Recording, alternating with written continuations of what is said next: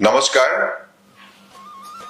অসমীয়া নৱবৰ্ষ আৰু ৰঙালী বিহুৰ উপলক্ষে অসমৰ ৰাইজলৈ মই আন্তৰিক শুভেচ্ছা আৰু শ্ৰদ্ধা জ্ঞাপন কৰিছোঁ আৰু ভগৱানৰ ওচৰত প্ৰাৰ্থনা জনাইছোঁ যে এইবাৰ ৰঙালী বিহুৱে সকলোৰে মনত আনন্দ জোৱাৰ সৃষ্টি কৰক, সকলোৰে মাজত সদ্ভাৱনাৰ আন্তৰিকতা গঢ় দিয়ক আৰু সকলোৱে মিলাপ্ৰীতিৰে ৰঙালী বিহু উদযাপন কৰক।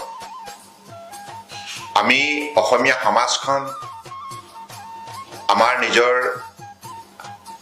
হাতাম পুৰুষীয়া সামাজিক সাংস্কৃতিক আধ্যাত্মিক পৰম্পৰা মূল্যবোধৰে আমি সকলোৱে জীৱন নিৰ্বাহ কৰিছোঁ আৰু সমাজখনক আগুৱাই নিয়াৰ বাবে আমি সংকল্পবদ্ধ হৈছোঁ।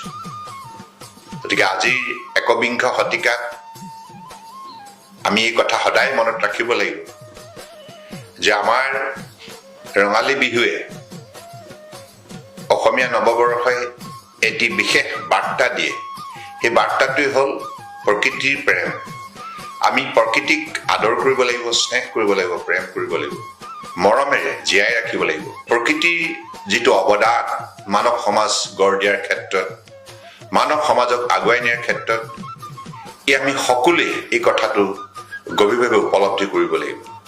উঠি অহা প্ৰজন্মেও মই ভাবোঁ এই ক্ষেত্ৰত সজাগ আৰু সচেতনতা যাতে আগন্তুক দিনত বিশেষভাৱে কামে কাজে প্ৰদৰ্শন কৰে, তাৰ বাবে আমি জ্যেষ্ঠসকলে তেখেতসকলকো প্ৰকৃতিৰ প্ৰাসংগিকতা সন্দৰ্ভত অৱগত কৰিব লাগিব।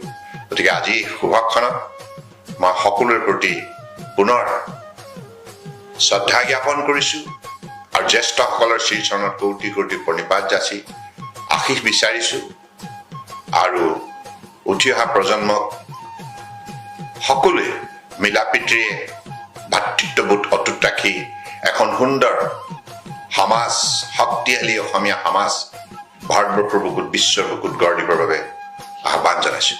ধন্যবাদ। জয় আই অসম।